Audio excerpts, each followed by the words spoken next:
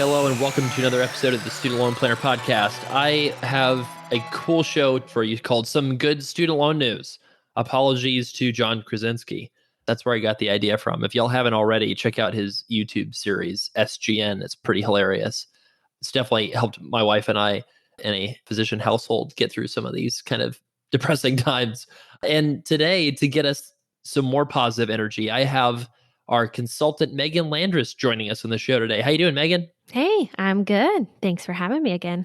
So I am the king of awkward intros, right? Golly, I just can't. I try to be funny and I just fall flat on my face. So we'll try to entertain people better than I did in the first minute of today's podcast with some really interesting stories that you've come to share with us today.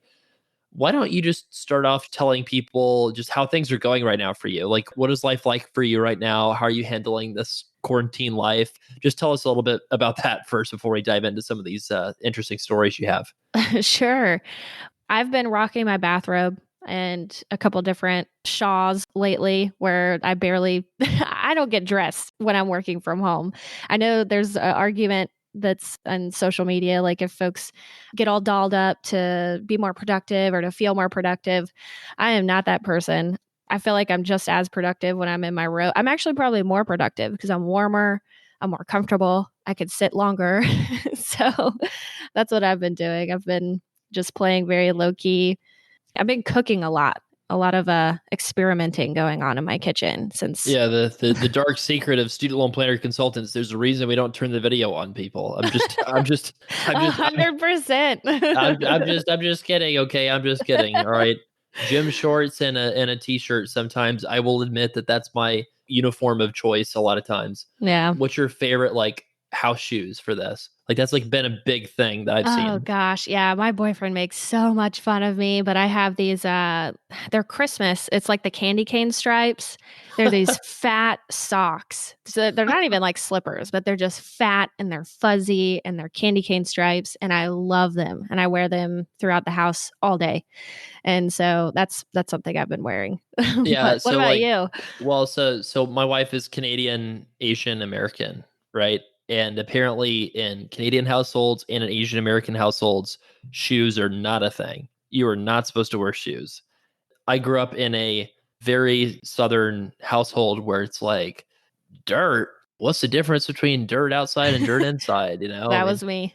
And yeah, I think it's just and I've realized too that a lot of people in just the northern part of the United States have a very shoes off mindset. I don't think I've met a single person where I grew up that took their shoes off inside. Mm-hmm. And so now you talk about sacrificing things for love.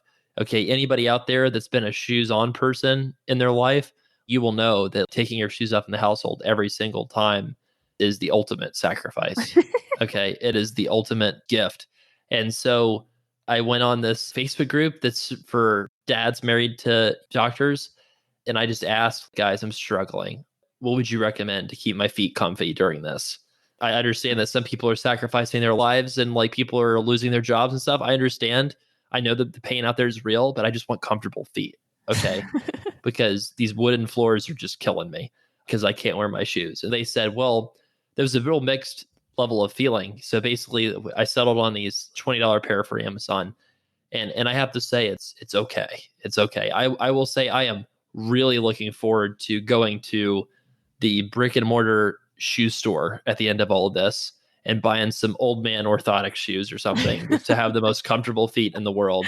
People ask me, what are you looking forward to at the end of coronavirus? I'm looking forward to comfortable feet. That's funny. That was a great intro to a podcast to talk about some good student loan news. And the reality is people are still saving money out there in a big way. If I sum up the amount of money that we've projected to save people in April, and I like to say projected because it's not like we literally waved the magic wand and that amount of money has gone off your debt. It's just this is the amount that we're projecting that our advice specifically was responsible for saving people. So not what people were already doing. But it looks like for April, we saved people projected over $6 million. Oh, nice. That's a nice number. Yeah, so that's pretty good. 6 million on, so that's average savings, I think, of in the $40,000 per person range, something like that. And there's a huge range around that.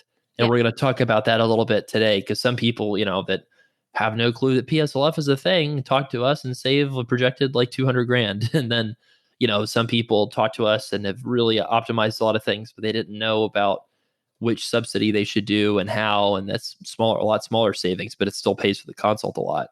So anyways, like, let's just start off. You brought a lot of stories to tell us. Yeah. Which one would you want to talk about first? Well, I have a few clean it up stories where there's just a lot going on, a lot of different things that are soaking up cash flow. So does that sound like a good starting point to you? Yeah, I mean, the thing that popped in my head was, somebody's got a 2 and a 4-year-old and they're on day 50 of quarantine and they've got just toys all over the living room, and they do anything just to simplify their life and get cleanliness back and orderliness back to their situation. Are you saying that we can do that for people's student loans? Absolutely. Yeah, I have two cases that were really cool that really simplified things for their overall finances. But the first one I'll talk about, so this first couple were both PSLF eligible. They both were working at nonprofit entities, but I think some of the media outlets scared them away from even trying to pursue PSLF, but they had the right type of loans. They were both on, well, one was on a standard 10-year plan, which technically counts towards PSLF. You wouldn't want to be on it for the length of the term, though, because you'd pay it all off before you reach forgiveness. And the other was on an income-driven plan already. So they already had potentially some qualifying payments racked up. They just weren't actively pursuing it. They also had separate servicers because they weren't filing those employer certification forms. Their loans weren't all at FedLoan. And so spouse one had like 2 different servicers for their federal loans. Spouse 2, I think, had 2 as well. So they were paying a lot of different entities, and that could have been simplified by just moving them to FedLoan to start working towards PSLF. And so we started doing the numbers, and with one person being on the standard 10-year and one being on the income-driven plan and them filing joint, the person on the income-driven plan was having the brunt of the joint income payment, or that household payment, because it wasn't being split between spouses. And the other spouse with the standard 10-year plan had a pretty high payment because it was based on paying it all off in 10 years. And so when we combined them, when we looked at jumping on an income-driven plan for both of them and pursuing PSLF, we basically cut their payment in half. And, we simplified their situation by eliminating 2 or 3 other servicers, which was nice. And to add to the complexity of this case, they also had private loans with 2 different servicers. One spouse had one servicer, the other spouse had another servicer at not great interest rates. And they were able to successfully refinance right before all of this got really crazy. And so they were able to refinance, reduce their interest cost over time. They actually shortened their time frame for when they'd be out of debt. And then this isn't student loan related, but we talked about credit card debt. We talked about how paying that off would be a priority, and we opened up cash flow to be able to throw towards it with simplifying their payment situation. And they're now credit card debt free, which is really exciting. That was probably my favorite email this month. Wow, that's awesome. So it sounds like it was just chaos. Like their personal finances were really in chaos, but there was so many different people at the table. There was nobody giving centralized help to their overall picture, right? Yeah, it was almost like they were looking at their situations independently, even though obviously they're married and they operate their household budget under the same house. So I thought the simplicity was really awesome to be able to achieve for them. Why wasn't the servicer involved in giving them that advice? That's laughable. They're not planners. They're there to take orders. They're not planners. I'm kind of asking tongue in cheek a little bit, but why is that? Why are they not planners? Why do you think that those servicers didn't do what was in their best interest and tell them about lowering their payments, if not recognizing that they were not-for-profit employees? Yeah, well, I think they benefit from that, because if they're not pursuing PSLF, if they're not taking advantage of an income-driven plan for a household, they're paying more over time. They're paying a lot more when you crunch out the numbers. And each of those entities was getting a piece, Money was going a lot of different directions, and each of those entities was getting a little bite of it. That's a good point, because a lot of times People don't realize like the servicers basically get paid the same amount of money if you have 20,000 of debt than if you have, I think, 200,000. I think it's kind of a similar payment from the government to the servicer. So the servicer loses your revenue stream if you ask to be transferred to Fed loan servicing. So we've had some people tell clients, oh, don't apply for PSLF. Like you can just keep your loans with us the full time and then you send over the application at the end of the 10 years, which is awful advice. Like that's really bad advice because we know that Fed loan servicing is really prone to losing people's certified credit all the time if you're not certifying it once a year. Right. Have you had that happen? I was to say, I had someone tell me that the person they were on the phone with at their servicer told them that they don't even process the forms, the employer certification forms, unless you've been working for 5 years or more. And Which is why. which is crazy. I was like, they literally told you that. And she said, yeah, I took notes. Yep. I mean, out of fairness, like I don't think the person was lying. I think they just made something up. Most of the incorrect examples of things that I've heard or it's just some phone rep that just goes off the reservation and just like says something wild. Yeah. Just isn't accurate. Like they'll just say something just because it gets you off the phone and makes them have a less stressful day. Right. Maybe shortens their call time average.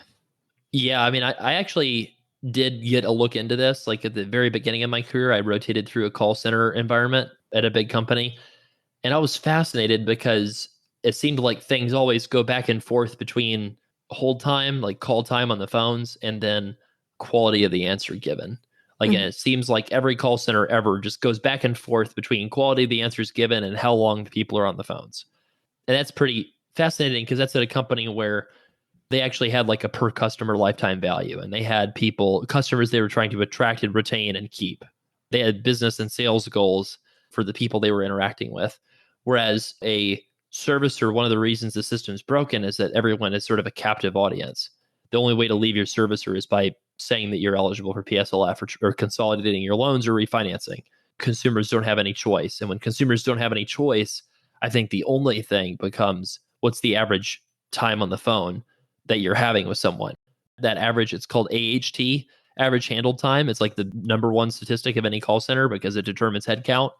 And then headcount in a call center is just like 90% of the expense because then you have to hire more people. You have to have a larger corporate office building to put people in chairs. So I think that that's a really fascinating thing to just know and think about is what are the incentives at play here? It's absolutely not to give you good advice. Like, I mean, I guess, self-interestedly joke about this, Meagan, about like, why should people ever have to pay for student loan advice? It should always be free. I mean, there's a little bit of that, like kind of attitude out there. I mean, it's, I understand where people are coming from, right? Because you have a lot of like self-directed investment places and places. I loved getting advice when I was not wanting to pay a financial advisor back when I was a lot. Free comes at its own cost, though. Free Well, it does. has a different, yeah. Well, I mean, like, what is something that's more expensive than free? Bad advice. Well, bad advice or, incomplete advice, right? So, for example, I have a family member, I won't say which one, that refuses to pay for tax help. The person's taxes are very complicated. And I'm almost positive they cost themselves more money than if they just paid a CPA to do their taxes. There's nothing that I can do about it. This person's very stubborn, but they just like doing their own taxes. So it's just like, okay. But at the same time, like I'm almost positive that you're costing yourself money, missing out on some complicated deductions based off of like certain kind of investment deductions that you're not taking advantage of. I mean, the way I look at things like back in the day is I was always focused on cost. That was my main concern is like how cheap is something. And then my mindset when I became a business owner switched a little bit more to like, what is the value? And I start seeing this stuff in my own personal life that way more too. Now I look at installing like some sort of thing on the wall in the house. And I'm just like, okay, would I rather do this myself and have it be like not aligned parallel to the floor and fall out in like a year? Or like would I rather just pay $100 to have it done really well? I mean, I guess it depends, right, on your mindset. But that's an interesting one. Let's do another one. I think you said you had 2 stories for this. Yeah, this plays to the tune of one of the loopholes we've talked about before, the pay, repay loophole, where we've got spouses, both have student loan debt. One utilizes repay to keep their payment as low as possible via the proportionate payment calculation. and the other spouse taking advantage of pay on filing separately and keeping the payment based off of just their own income. So I had a case like this month where it actually made sense with IBR, income-based repayment, which isn't the lowest payment calculation, but neither one of them had access to PAYE, because they both had loans prior to 2007, October So let's 1st. stop for a second, Meagan, and just say, like, for our listeners, we're trying to come up with a great nickname for this loophole because it's helpful to talk about it.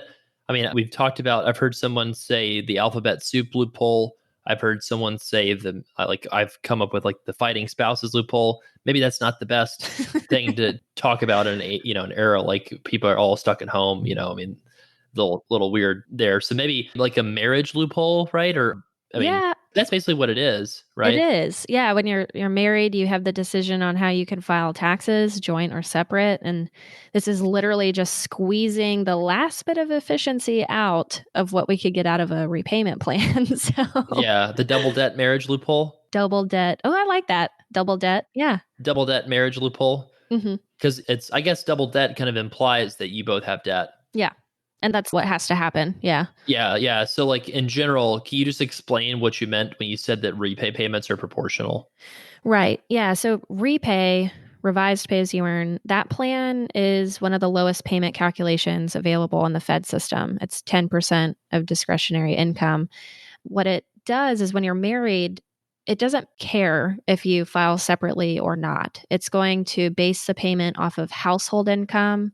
And if both of you have student loan debt, federal student loan debt, it will proportionalize the payment. Meaning, if you have 20% of the debt load and you're on repay, your household payment, your payment will be 20% of that.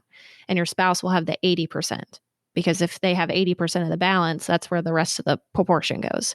Can we just like give some numbers to this? Yeah. Let's pretend that I'm a teacher and I'm married to another teacher, and each of us makes 50,000, and together we make 100,000.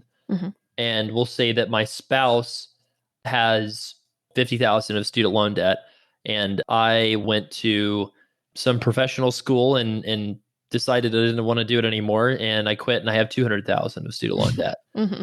So 200,000 of student loan debt. So I have 80% of the debt, and then my spouse has 20% of the debt. We have 100,000 of income. 10% of that, we'd probably get a deduction for our family size, right? So it wouldn't be $10,000. It wouldn't be 10% of 100,000. It'd be 10% of 100,000 minus 150% of the poverty line. Let's just say the monthly payment, we do all the math and we find out that it's, I don't know, let's keep the math easy and say like $800 a month. So how would that $800 a month payment be split if we filed jointly and we both did repay? What would the payment like roughly be? Yep. So the spouse with 20% of the debt would have a payment of $160. So 20% of that 800 total. Spouse 2 with the larger portion of the debt, but much lower income, would have $640 going towards their student loans. So that would be how much their payment would be specifically. Okay. And then, so that's if we're both on repay. I guess we're both eligible for PSLF, right? Because I said we're both teachers. But what would my payment be if we filed taxes separately? How would that change the payment? Yeah. So if you filed separately and you kept the payment based off of just your own income, and let's say the teacher, again, makes 50,000, their payment would be based off of 50,000 minus the poverty line still. It doesn't change the fact that you're still a family size of 2 or 3. And so that payment, let's call it, what do you think would be a good estimate for 50,000? Well, it's a 50,000. You said I get to double count the family size? Yeah, that's another little interesting efficiency trick. If you file separately, both of you have to report your household size or your family size. It doesn't change the fact that you're a family size of 2 or 3 if you're filing separately. And so filing joint, it counts it once because it's looking at you as a unit. But how's that legal because my wife claimed the kids. I didn't claim the kids. Doesn't matter. The family size with an income-driven plan is not the same definition as dependency status on tax filing. The question is very clear. It says what children live in your house and receive more than half of their income support from you. If that's true for both of you, you're supporting your children together, you can claim that family size at the same rate for each of you.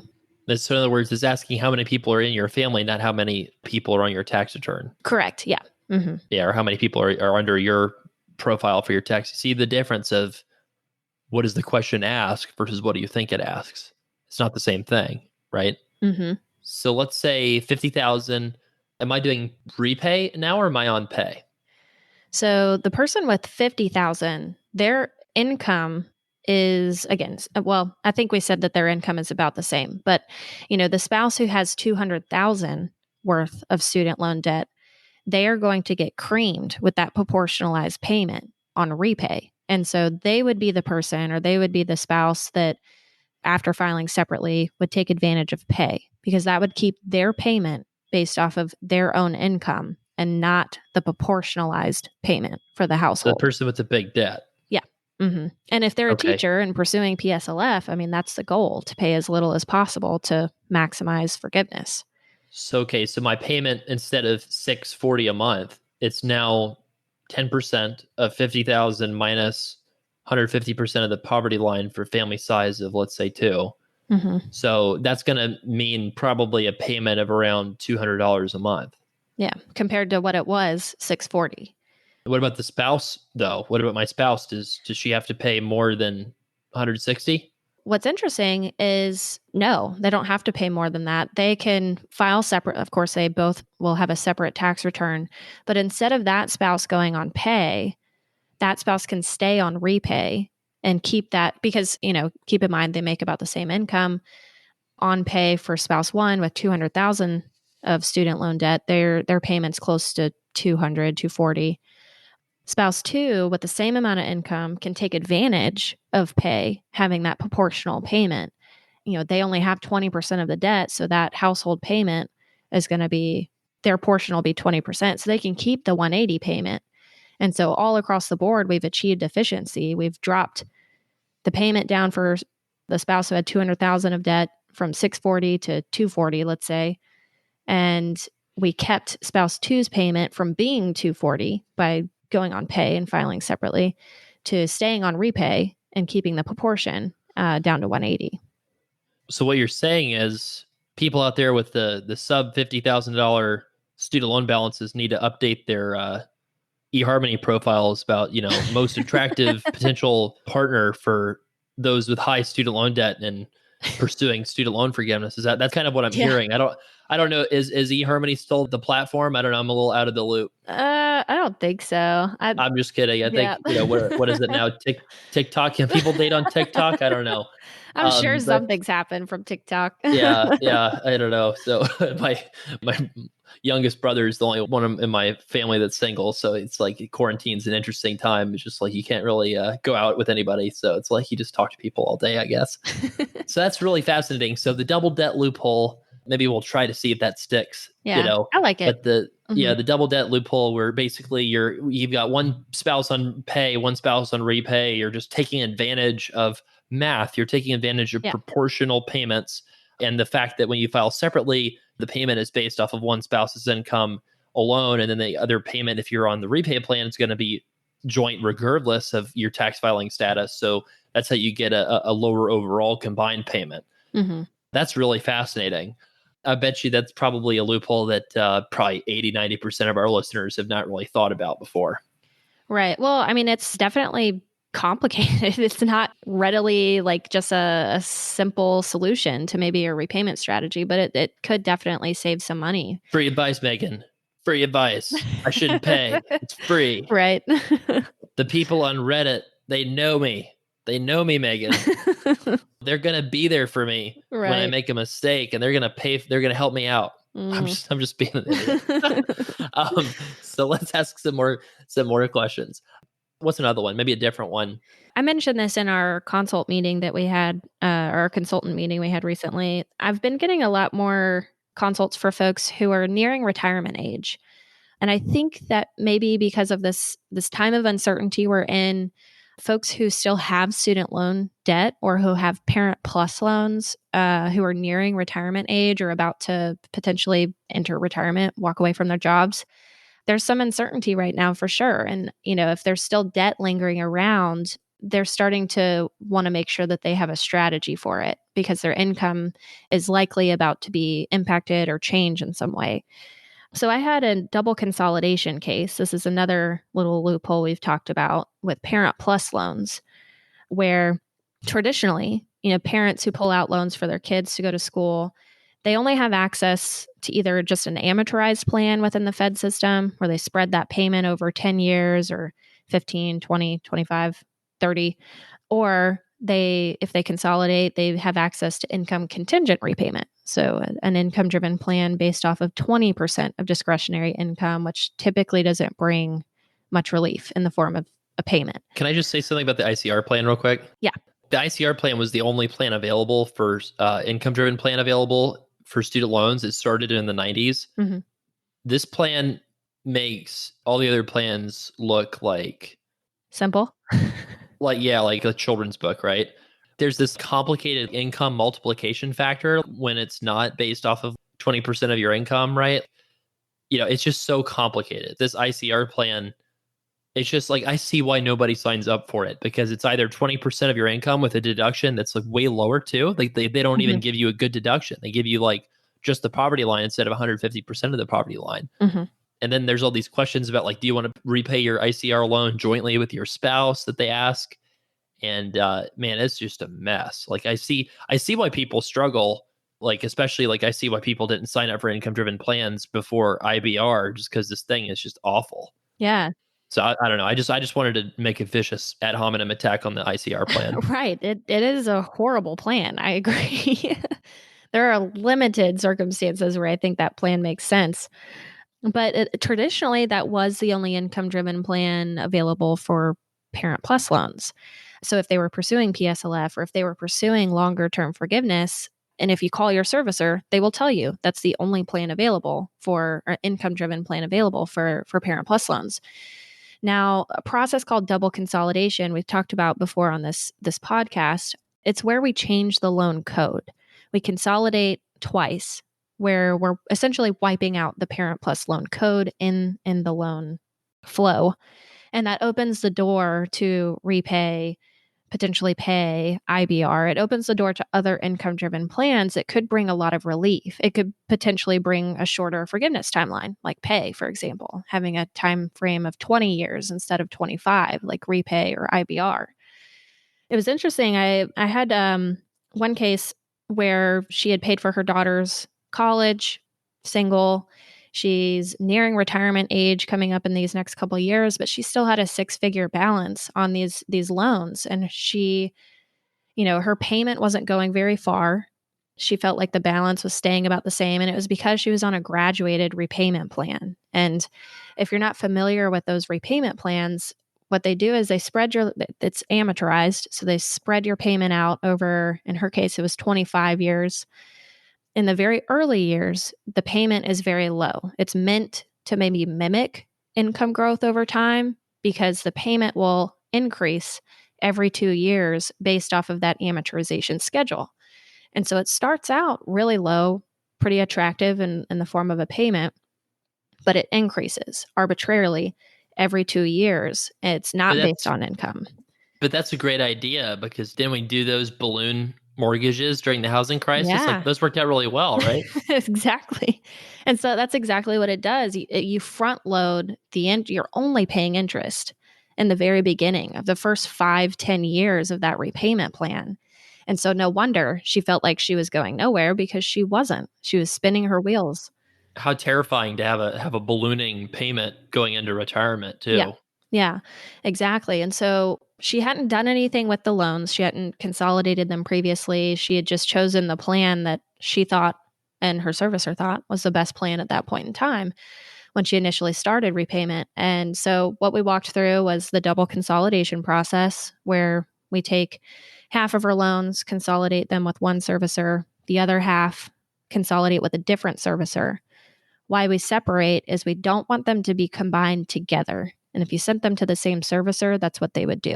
If you call your servicer and ask to consolidate loans separately, they'll question you. They're not going to know what you're talking about. They're not going to know why you're trying to do this. But we send them to two different servicers. They both consolidate within themselves. So what we have now is two direct consolidation loans. Now, the next step is key because, again, linguistics are very important. If we consolidate once, they are a direct consolidation loan that consolidated parent plus loans. They only have access to income contingent repayment as that is. That's the bad one, right? Correct. So what we do next is we then consolidate those two direct consolidation loans together into one. And now what we've done is we've created a consolidation that consolidated two direct consolidation loans. It wipes out the parent plus loan code. Oh my gosh. That's like the Matrix. We should call that the Matrix loophole. I like that. The Matrix loophole. So what that did do is it opened up the door to repay for her.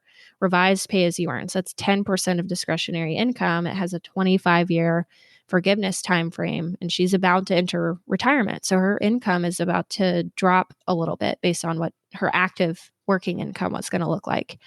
And so there was an end in sight, I guess you could say, with there being some kind of forgiveness threshold.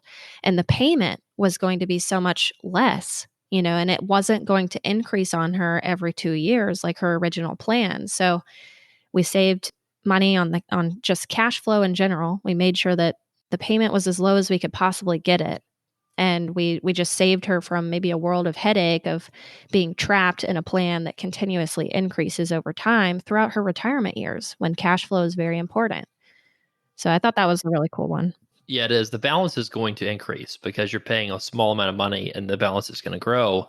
But that's okay. Like I think I've actually called this previously the die with your debt loophole. Mm-hmm. And that's a little depressing. So like sometimes I don't like to use that one, right? But actually people die with their debt all the time. If you think about, the typical American, right? The typical American is just like middle-class family. Most of their savings is in their house, right? They might have a little bit of money in retirement, but they run through that pretty quickly.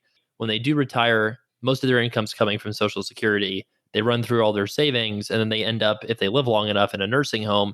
They don't have $80,000 a year to pay for a nursing home. So what happens? Medicaid, 2/3 of Medicaid actually is nursing home bills.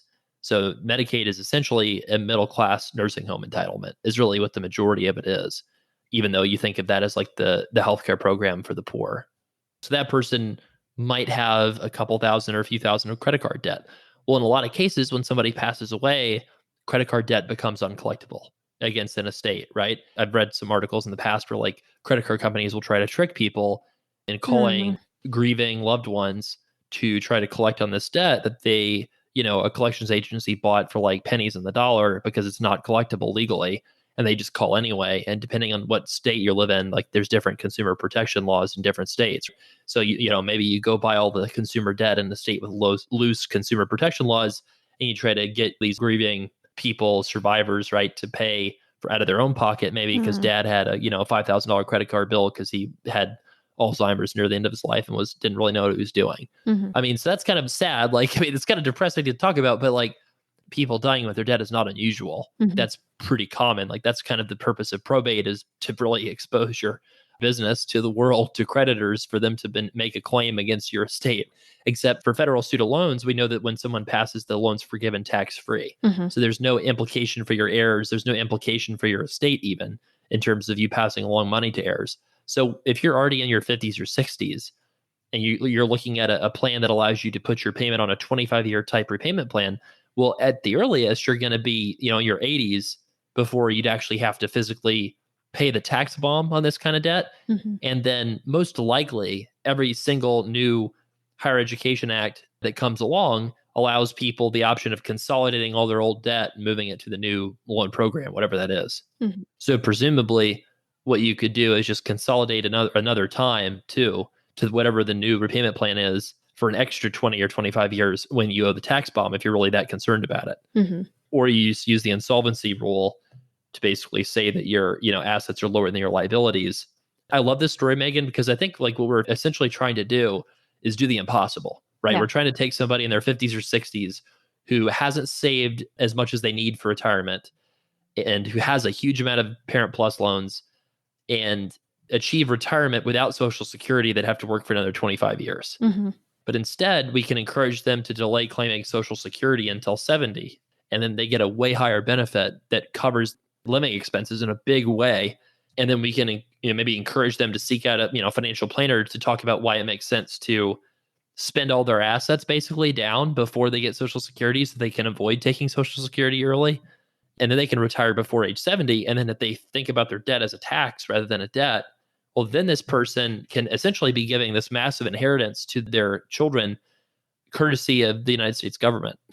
Right. Right? I mean, because that's really what it is. It's like you borrowed $200,000 for 2 or 3 of your kids to go to school. And instead of paying it back directly and working till 80, instead of that, you're going to make the right decision for you. And, I think that's really what it's about. Like a lot of people will get all angry about that. Oh, you should pay your debt back. You borrowed it. Mm-hmm. Well, they're not going to be the ones that are going to be there for you when you're driving into the office at age 78. Right. Yeah. Ignore the haters and live the life that is your best life. Well, and we're just taking advantage of things that are available. Like these are legitimate things that we can take advantage of and leverage in our favor. And I don't think there's anything wrong with that. I think that's, leverage and efficiency in financial planning is so important. And if we can take advantage of that in any way for someone's repayment plan, let's do it. Why waste money if we can be more efficient? Well, it's just like the tax bill is going to come for us all regardless of what you do.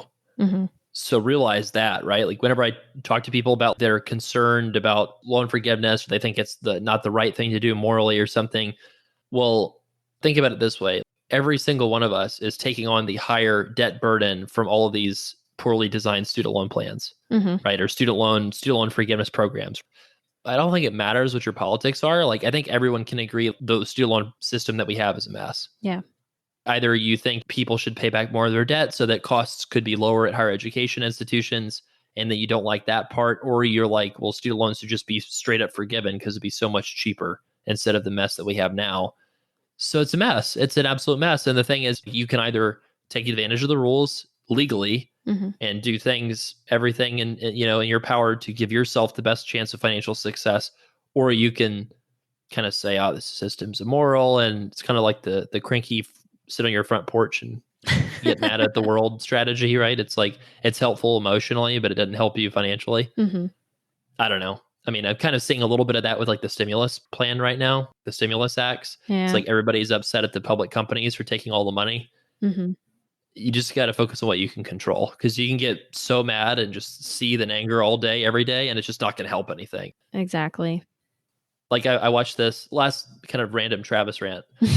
That's probably a lie too, but I'm just going to say, it's like I watched Apollo 13 the other day. Like I've been really into apocalypse movies. Like I don't know what you're watching on Netflix, Meagan, but I try not to scare myself too much. I have not been doing that. yeah. And Apollo 13, it wasn't even on Netflix. I had to rent it or buy it because it's the 50th anniversary of Apollo 13. And I got to meet Jim Lovell as a kid. So he's kind of like a hero, Mm-hmm. But anyways, one of the things they do is they're blaming each other at one point over like who stirred the oxygen tanks and caused the explosion that caused the whole mess. They're all arguing about it.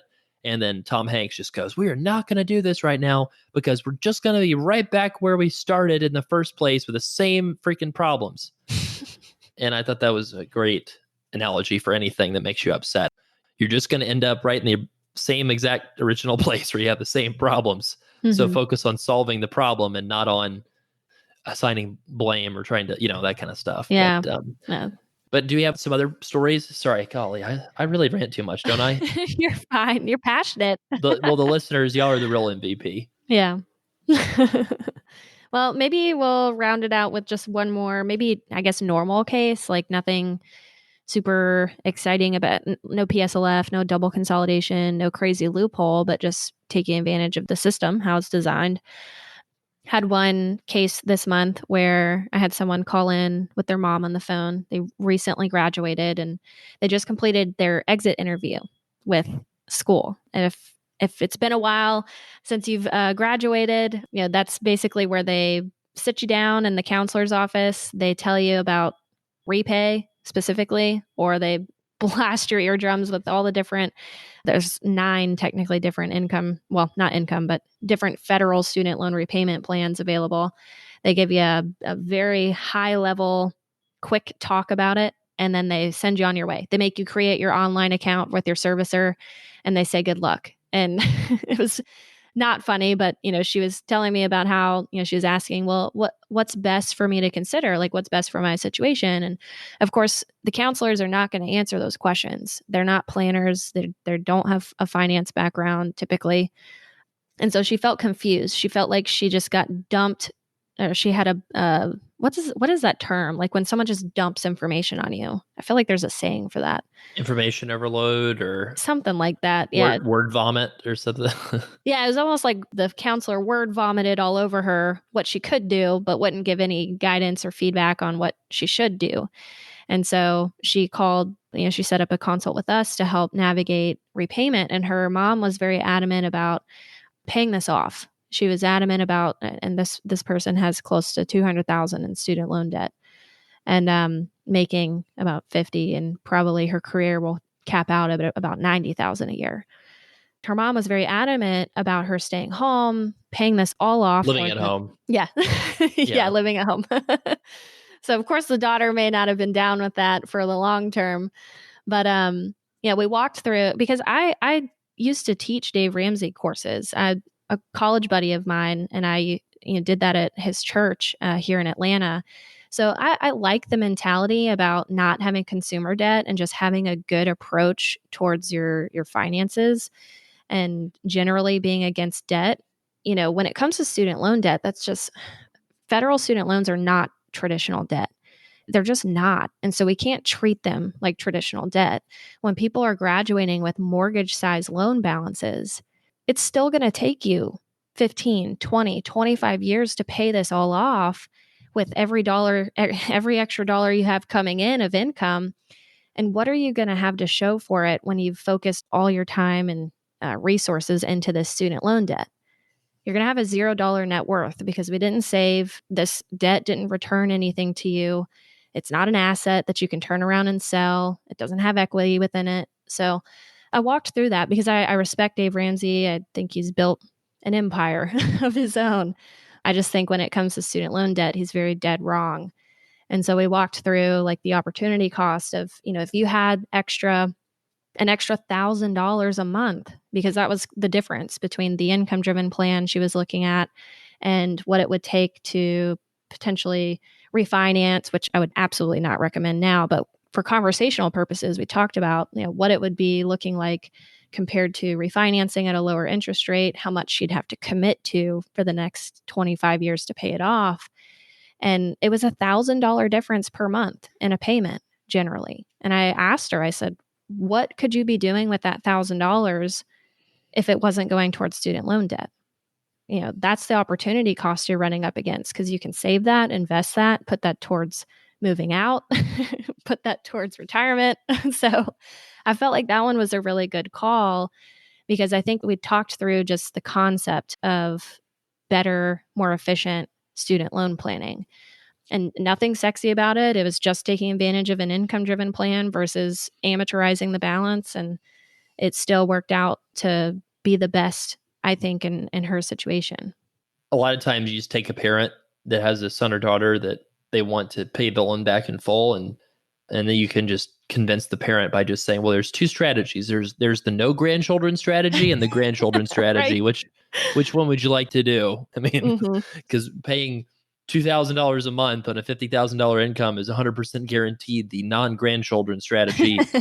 Alternatively, you could also view it as the marry for money, not for love strategy. Right. Or maybe the person just needs to go find one of those super attractive 30K debt, 50K income teachers out there that had no idea that they're the perfect student loan borrower for the double debt loophole. Yes. To be combined with a high debt to income ratio person out there, right? So that's kind of a funny one. Mm-hmm. So I think like overall, if we're talking about different kinds of savings levels, right? One kind of person just wants to get confirmation they're doing the right thing. And sometimes they are, and we just confirm that, and there's value in that. Mm-hmm. And then another kind of person, we find them, 10-ish thousand in projected savings because we speed up their getting access to the repay plan, or we speed up interest subsidies, or we correct one thing about, a couple tax filing separately statuses that they did that they can amend and get that money back, right? So it's, I would say, like a mild mistake. And then there's correcting significant mistakes like filing taxes the wrong way, or being on the wrong plan, or having loans that were not set up to be forgiven that should have been set up to be forgiven, like with a 20-year plan. So those are your $50,000 type mistakes. And then your six-figure mistakes is, like you mentioned, somebody didn't understand income-driven repayment. Somebody didn't understand PSLF, didn't know that they qualified for it. So there's really different levels of mistakes that go into that average total projected savings per person that we quote sometimes. So, it includes zeros, it includes 200,000s, right? It includes a lot of different numbers. So I think that's just really fascinating. Last couple questions. If I had to ask, what are your top concerns with implementation of the CARES Act with, student loans and everything? I guess mine, I'm curious what yours are. Mine are that they're going to try to capitalize people's interest, even though it explicitly says that they're not going to do that. When people come out of this forbearance, my guess is at least one servicer will have a massive screw up and will capitalize it because all their internal systems are set up the wrong way. And then they have to spend months undoing it. I'm pretty confident that eventually they'll get it right and not capitalize anyone's interest that is exiting this national forbearance. Do you have any thoughts on that? That would be a mess. At least they have a while to work on it. Yes. Yeah. Right? Like, you don't see that interest capitalized until you exit a forbearance if it does capitalize. So at least they have until, October the 30th is the first payment on most people's NSLDS forms, I'm noticing, because September 30th is the date that the forbearance ends. Basically, everybody's going to start their payment, it seems like, all at once. And in terms of auto debits, at least they have a while to work on it. So that's what I'll say is I'm hopeful that they won't capitalize the interest. That was one of our original concerns, was just how they're going to implement that. Right. And as long as they have a process, I think it'll be fine. But yeah, it's written in the language. So if that's something you see come that time, speak up, say something. It wasn't supposed to happen. And probably recognizing that they need to fix it if it has.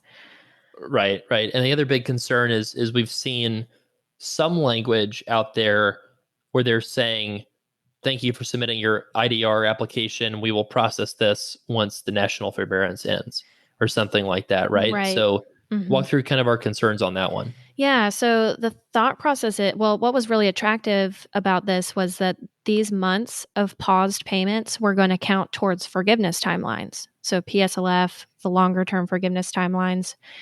But the language does specifically say you had to have been in repayment on an income-driven plan, and of course qualifying in all other areas prior to September 13th. And so a lot of people were, but if someone jumped the gun, I guess you could say, or went ahead and put their loans into forbearance because they had an impact to their income or they just weren't sure.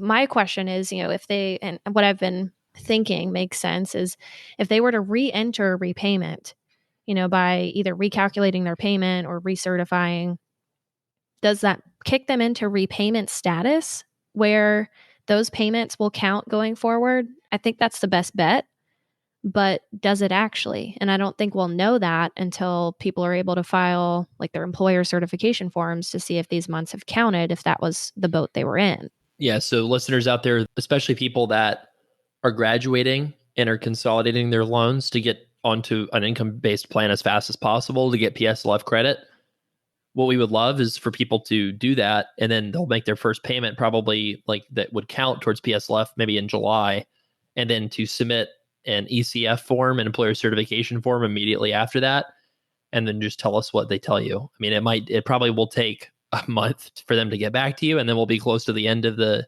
CARES Act student loan freeze if they don't do a 2.0, which I think is a big if. I think they probably will.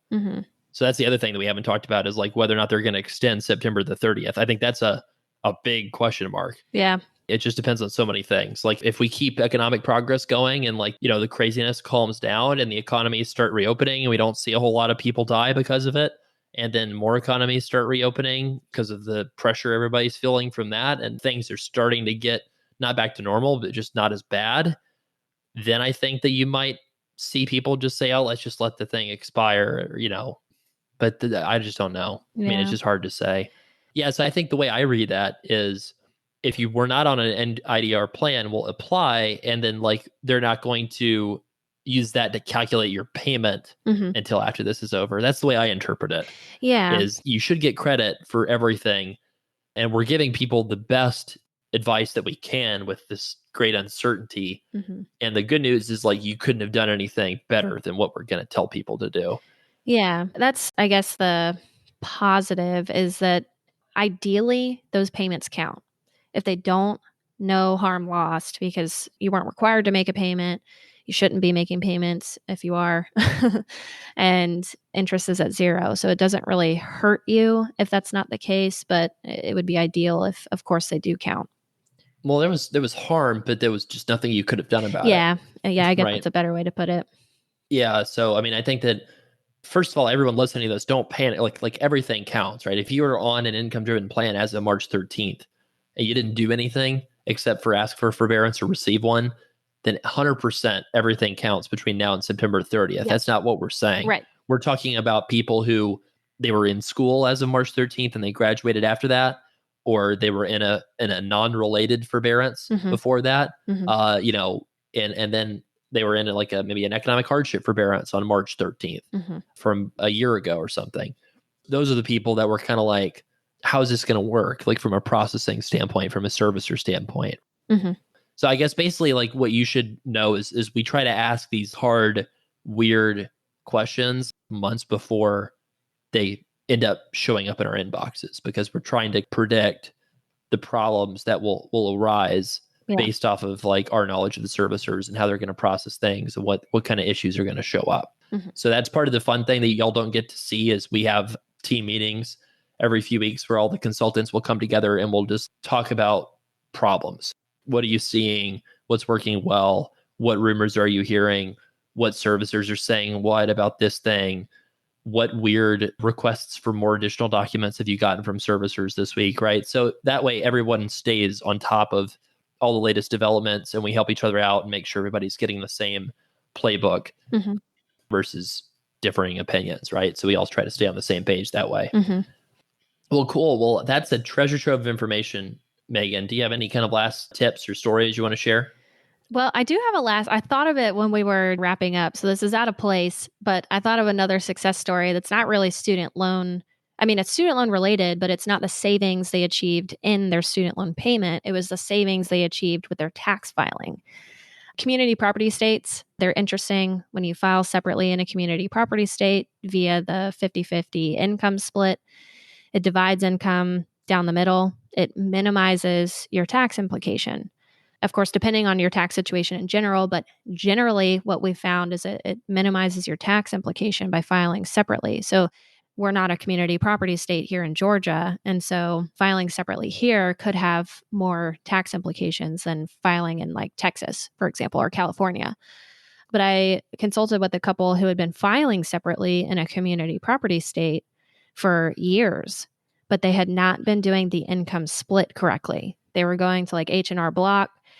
They were just separating income. One spouse made $200,000. The other spouse made like $25,000 because she was part-time. And they were paying thousands of dollars in tax consequences for not having that income split done correctly. So I told them, I said, hey, go double check that. See what the difference would be if you split the income correctly. Maybe go back and amend your taxes, recoup some of that tax benefit. And they indeed got it was nuts. They were paying close to $15,000 in tax implications. Jeez. Yeah, and it was minimal when they went back and amended it, which was crazy. So definitely do your due diligence, double checking even maybe your CPA, especially if your CPA is not familiar with filing separately in a community property state it's the 8958 form. IRS 8958 form that divides income in half.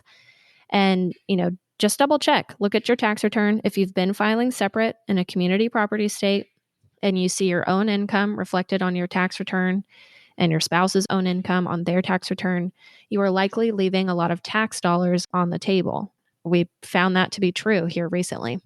Yeah, it's like, why do financial advisors not give good student loan advice? It's because they don't do it very often. Yeah. And they don't know what they're looking for. Right. And why do CPAs file people's married filing separate returns at community property states wrong a lot of the time when they're freaking CPAs? It's because they don't do it a lot of the time, because married filing separately is rarely a route to tax savings. So if your job is to minimize tax savings, that is the point of your job. You're not going to file a lot of separate returns. It's probably our CPA on our team, Ben. He said that that's probably 1% of returns are married filing separate. Mm-hmm. So 1 in 100 times. So in that case, a lot of CPAs, especially ones that are like small shops, they're just not going to know that rule. Mm-hmm. They're just not going to be familiar with it. And they're not going to understand why somebody's doing it for student loan purposes. Yeah. Realize that you might even be getting incorrect tax advice because you're a student loan borrower, which is also kind of nuts, right? So we don't do people's taxes for them, but we do is tell them, based off your student loans, this is what your tax filing strategy probably should be. And then, go verify the numbers with an accountant. But that's a great loophole. That's a great suggestion. Double check the advice, get a second opinion, right? So I'll say this. I am pleasantly surprised that y'all are still booking consults in a big way. But I guess it makes sense because, first of all, because we're in a pandemic, that's why I'm surprised. Like, people are losing their incomes and losing their jobs. Like, I get why people would maybe be a little bit more cautious about what they're spending right now. But at the same time, there's still massive amounts of ways to save money, right? So Meagan, like the loopholes that you mentioned are not time dependent, right? So none of the discussions that we've had today of success stories, none of them are in any way impacted by the short-term freeze of student loan payments and interest from the CARES Act because of the coronavirus pandemic recession. So that's kind of the importance of why it makes sense to get a plan in the first place. And then also why now is still a good time. That's pleasantly surprising to see people realize that from the perspective of keeping all the lights on and keep pumping out content for you. And then I appreciate that for all of you that have continued to tell your friends about us, continue to tell people about the podcast.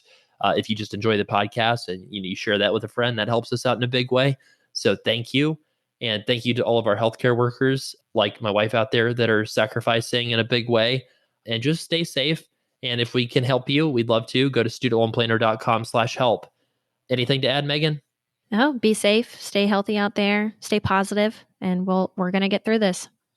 Yeah, definitely don't listen to any of my weird jokes. Those will depress you. So if you need a long-term plan, especially also if you're a recent grad, I think a lot of recent grads make a lot of mistakes with this. And the sooner you get a plan, people ask me a lot of times, when's the right time to set up a plan? The answer is as soon as you can afford it, right? And two is as soon as you can, because the sooner you get up the right plan, the more money you're going to save long-term. So for the recent grads out there, I would say definitely start getting analysis done so we can make sure that you're set up the right way for the future. But anyway, have a great week, everyone. Thank you so much for listening. And also, if you have questions you want to ask on the podcast, go to studentloanplanner.com/voicemail. We'd love to get some more of your questions for future shows. Everyone, take care, stay safe, and we will make it through this.